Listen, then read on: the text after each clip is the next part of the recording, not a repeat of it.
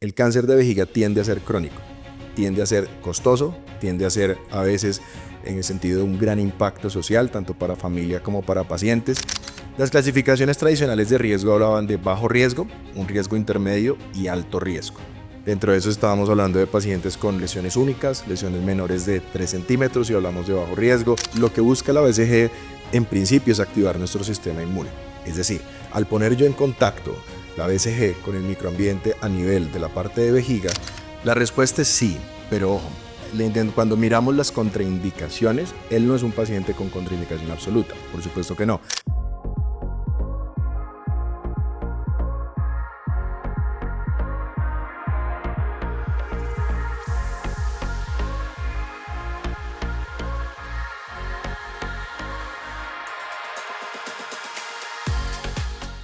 Hola, bienvenidos a este capítulo especial de Uroconnect, Voces de la Urología Colombiana. El pasado lunes 5 de mayo fue el Día Internacional del Cáncer de Vejiga. Por eso el día de hoy invitamos al doctor Luis Eduardo Salgado, urólogo oncólogo de la Universidad Nacional Autónoma de México y jefe actual del Servicio de Urología de la Clínica Universitaria Colombia. Vamos a hacer honor a este día hablando sobre la historia del cáncer de vejiga, su clasificación y el manejo del cáncer no músculo-invasivo, especialmente con BCG. Bueno, doctor Salgado, muchísimas gracias por venir, bienvenido y gracias por aceptar la invitación. Doctora Celis, muchas gracias, fan de este espacio y de verdad nuevamente felicitaciones. Muchas gracias. Esperamos que muchos más en la sociedad se hagan fans de nuestro Uroconnect. Voy a empezar, como siempre empezamos, dándole un poquito de contexto a los que nos ven y nos escuchan acerca del tema que vamos a hablar. Y lo primero que siempre hacemos es hablar de prevalencia. ¿Qué tan frecuente es esta enfermedad en Colombia? Mira, el impacto del cáncer de vejiga, por todas las publicaciones, y si nos enfocamos, ejemplo, al GloboCan, hablan que más o menos son 2.000 casos nuevos en Colombia de cáncer urotelial vesical. Ahora, esto tiene una importancia. El cáncer de vejiga tiende a ser crónico, tiende a ser costoso, tiende a ser a veces un gran impacto social, tanto para familia como para pacientes, y eso es clave. Y es muy importante, es no solamente el diagnóstico, sino la clasificación desde el inicio, porque son los impactos en números que cada vez tenemos. ¿Cómo se clasifica el cáncer de vejiga para empezar? Cáncer de vejiga, grosso modo, lo podemos clasificar desde superficial y profundo, y a eso nos referimos a músculo invasivo y no músculo invasivo, si tenemos compromiso del detrusor o no.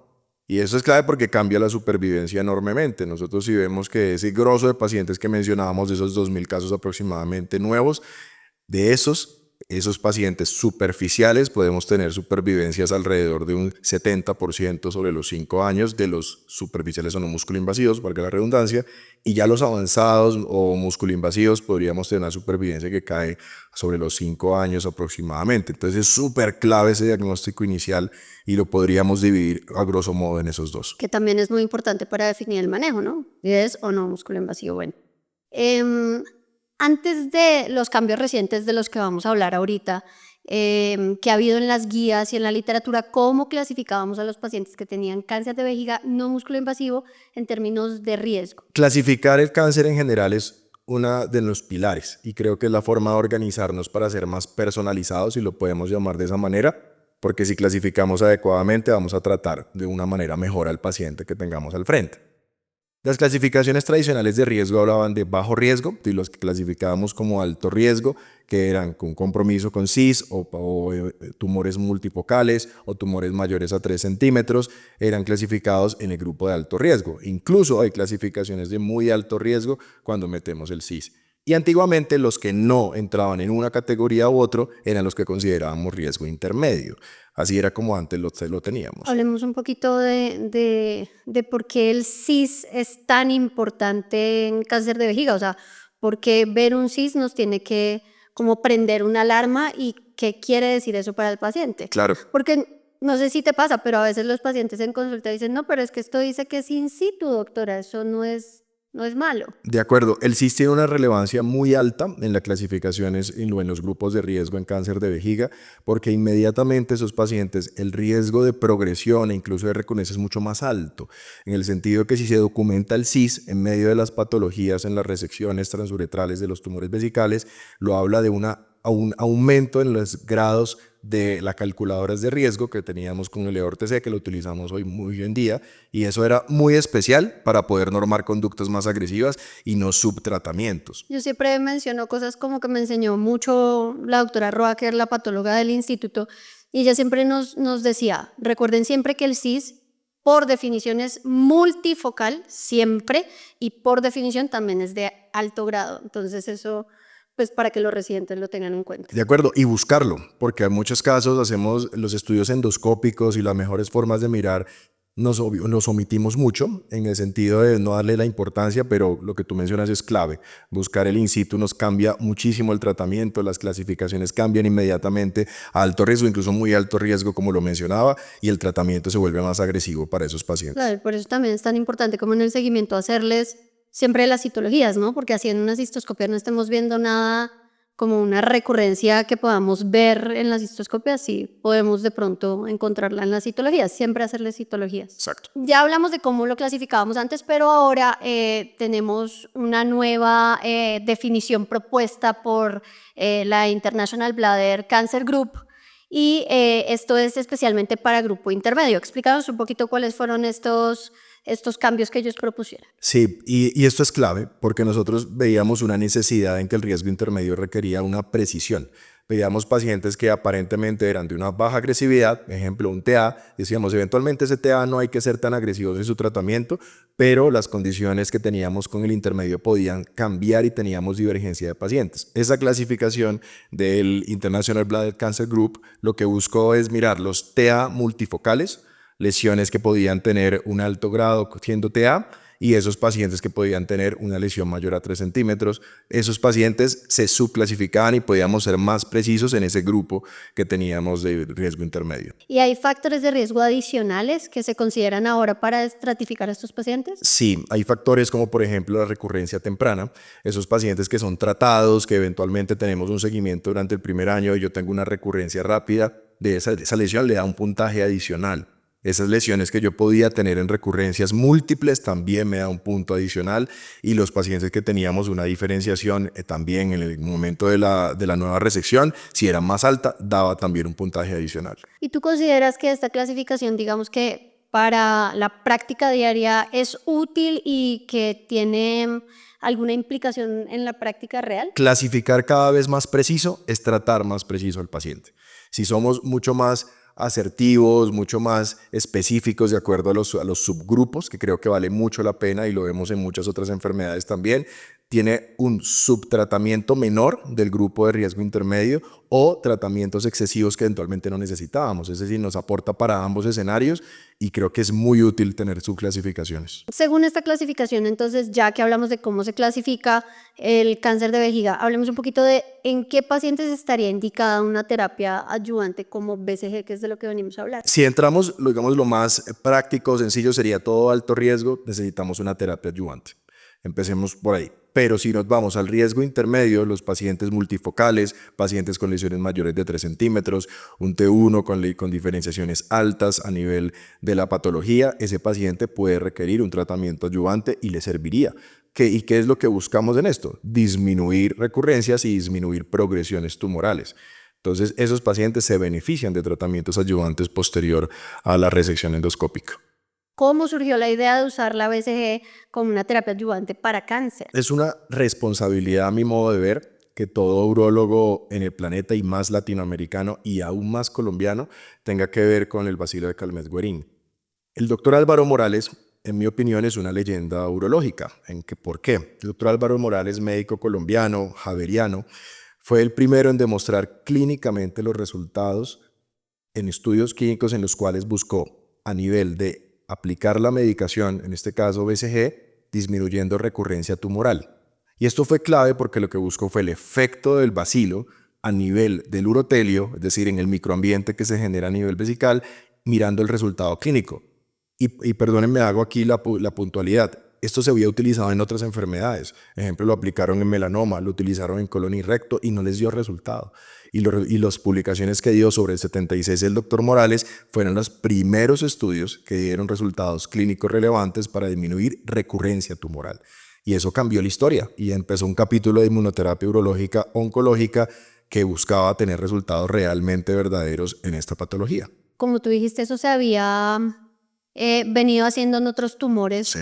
Y desde 1970 se había descubierto que la BCG podía tener algún efecto antitumoral. Exacto. Pero el doctor Morales también, pues dentro de sus descubrimientos, entendió que una de las razones por las que la BCG funcionaba también era porque en el cáncer de vejiga lograba tener contacto con el tumor, el bacilo, ¿verdad? Y este resultado precisamente es lo que se buscaba explicar por qué. Entonces uno decía, bueno, pero ¿cuál fue lo que él resultó clínicamente? Y esa BCG genera ese microambiente celular. Para eso voy. Explícanos bien desglosado cuál es el mecanismo de acción inmunológico de la BCG para digamos que el control de recurrencias y progresión del cáncer de vejiga. Claro, la BCG tiene que buscarse entender de la siguiente manera. Aquí no estamos mirando quimioterapia clásica como en otras enfermedades oncológicas. Lo que busca la BCG en principio es activar nuestro sistema inmune. Es decir, al poner yo en contacto la BCG con el microambiente a nivel de la parte de vejiga, yo activo la célula inmunológica desde citoquinas, natural killer, macrófagos, que buscan que nuestro sistema inmune ataque la célula tumoral. Eso que tú mencionabas, el mecanismo antitumoral, es lo que busca la BCG en el sentido de activarla y destruir la célula. Hablemos ahora un poquito de por qué es como tan difícil producir BCG y por qué a veces nos vemos expuestos como a momentos en los que no tenemos disponible el medicamento. ¿Por qué pasa eso? Muy buena pregunta y gracias, porque tener BCG, yo lo veo como un lujo. En el mundo vivimos un desabastecimiento muy alto de BCG y lo sufrimos y nos tocó mirar qué hacíamos. Muchas reuniones de grupos como el International Bladder Cancer Group también daba recomendaciones ante desabastecimiento. ¿Y cuál es la razón? Partamos de un hecho, este es un biológico. Aquí no estamos generando otro medicamento y generar biológicos es demorado, es costoso y tener las cepas a nivel del mundo fueron difíciles. Cultivar BCG está alrededor de 3 meses. Para cultivar una cepa de BCG y tenerla en el país es complejo y diferente con otro tipo de medicamentos. Al tener ese tipo de forma de producciones en la cual cada cepa dura más o menos 16 horas en estar produciendo de cada una hasta completar la cepa, diferente de otros que pueden durar 30 minutos en medicamentos, por ejemplo, antibióticos. En ese sentido, tener BCG como inmunológico es difícil y lo vivimos en su momento sobre el 19 aproximadamente con el desabastecimiento mundial que tuvimos. Hablando de eso de las cepas, a mí me han llamado a preguntarme varias veces qué importancia tiene la cepa. O sea, si yo estoy usando una cepa de BCG y no sé, por algún motivo hay desabastecimiento o el paciente viene de otro país donde estaba usando otra cepa de BCG, ¿puede usar la cepa que tenemos disponible nosotros o hay alguna contraindicación? Ok, la respuesta es sí, utilícenla. En el desabastecimiento nos vimos incluso con estudios y documentos en los cuales eran bioequivalentes. Cuando teníamos pacientes que comenzaban, eso tú lo mencionabas, era clásico en nuestra práctica, comenzaban un tratamiento, empezaban de una y se acababa. Pero llegaba otra cepa posiblemente, hay documentos en los cuales hay bioequivalencia. Lo clave en estos casos es mirar efectos adversos que pueda tener uno y ser un poco más meticuloso en el seguimiento de esos pacientes con efectos que pueden tener a nivel irritativo vesical, si es que lo presentan. Pero en bioequivalencia y respuesta oncológica lo son. A mí siempre me gusta enseñarle a los residentes de dónde salen las cosas, ¿sí? Entonces, nosotros tenemos claro que hay un esquema de inducción y mantenimiento de BCG, pero ¿eso de dónde salió? Bueno, muy bueno, y ahí nos remontamos otra vez a la historia. Cuando el doctor Morales publicó el estudio que demostró recurrencia, en lo que buscaba él en su estudio miró fue qué tanto podía recurrir o no. Después sale otra persona muy importante para el tema de BCG, que fue el doctor Donald Lamb. El doctor Donald Lamb toma los estudios del doctor Morales y lo que busca es mirar la respuesta que teníamos con esquemas de lo que hoy conocemos como mantenimiento. Es decir, tenemos una fase de inducción en la cual utilizábamos todo durante 6 semanas y el doctor Donald Lamb lo que buscó bajo sus estudios es mirar la fase de mantenimiento agregándole lo que fue la progresión. Entonces ya teníamos respuestas en recurrencia y ahorita los estudios de mantenimiento demostraron disminución en progresión con BCG. Y el doctor Donald Lamb en los esquemas van desde mínimo 1 año hasta máximo 3 años.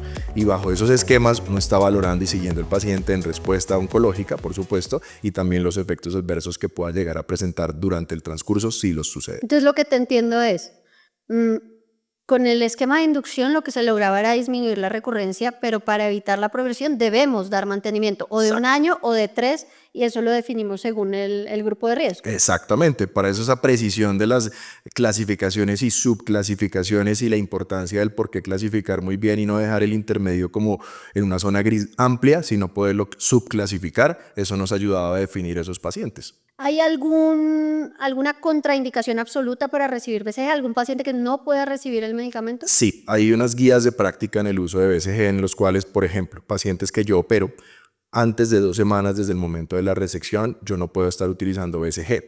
Ese paciente debe esperar por lo menos 2 semanas de la resección transuretral de la lesión vesical para poder empezar instilaciones.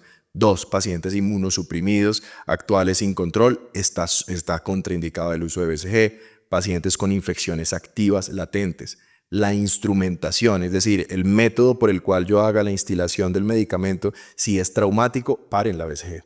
En ese momento no se debe utilizar, estaríamos ante un riesgo de BCGitis o incluso sepsis por BCG adicional. Por intravasación. Exactamente, por un efecto traumático que yo haga en la instilación, y esa es una contraindicación para poderlo utilizar. Estas contraindicaciones de las que tú hablas específicamente, no todas, pero la mayoría, son para evitar eventos adversos. Entonces, ¿cuáles son los eventos adversos más comunes de este tratamiento? Los eventos más frecuentes que podemos tener son síntomas irritativos urinarios, es decir, pacientes que puedan presentar disurias de difícil manejo, pacientes adicionales que puedan presentar, afortunadamente son raros, y debo aclarar esto, que son las sepsis por BCG o incluso BCGitis. Es muy raro verlo hoy. Resúmenos un poquito cuáles son las recomendaciones de esas guías de buenas prácticas respecto a las estrategias para disminuir los efectos adversos relacionados a esta terapia. Eso es clave para evitar la intravasación del medicamento y que nos evita una sepsis por BCG. Pacientes sangrando, los pacientes con hematuria no deben estar recibiendo BCG en el momento, el paciente no debe tener una infección latente, y sobre todo evaluar los antecedentes. La inmunosupresión es importante, no estar bajo un proceso de inmunosupresión actual para evitar riesgos sobre la misma. Bueno, creo que esta es la primera vez que vamos a hacer esto en este podcast, pero pues tengo que aprovecharte y que las cosas queden muy, muy claras, sobre todo para los residentes y urólogos que nos están viendo.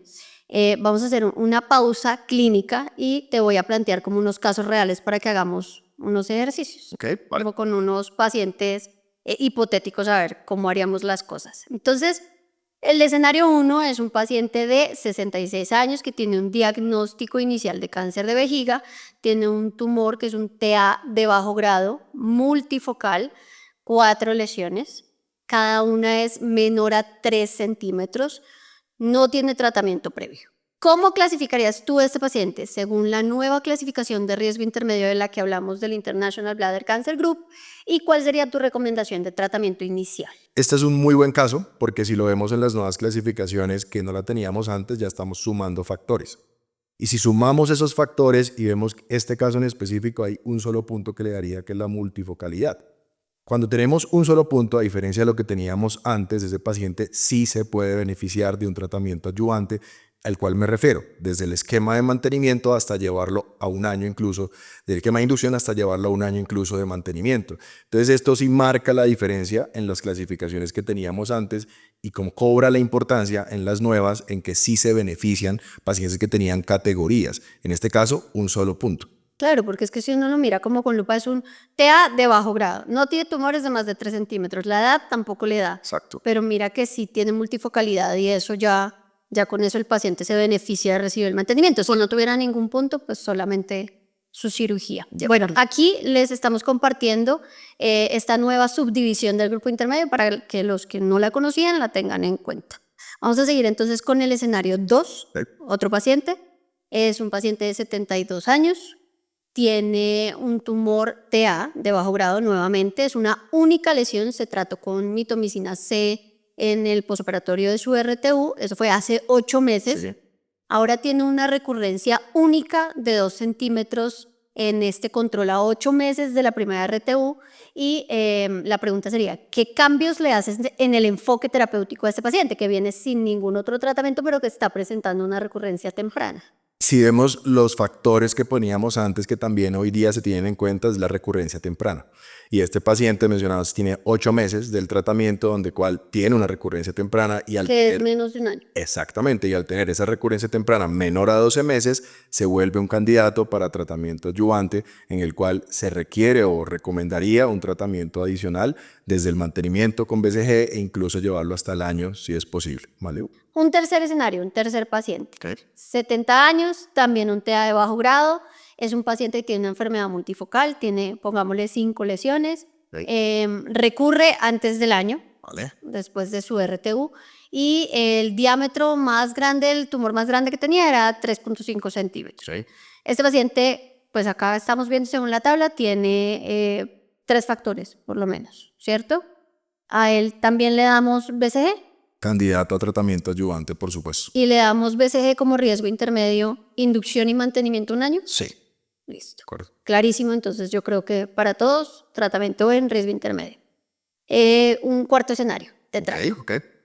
Un paciente de 75 años, tiene un cáncer de vejiga no músculo invasivo de riesgo intermedio, tiene muchas comorbilidades, este paciente tiene diabetes mal controlada y tiene un antecedente de una tuberculosis latente pero tratada. En este paciente, primero, ¿puedo usar BCG, sí o no? La respuesta es sí, pero hay que tener en cuenta los factores y antecedentes que mencionabas. La diabetes mal controlada es algo importante a tener presente, sobre todo por inmunosupresión y riesgo de sepsis.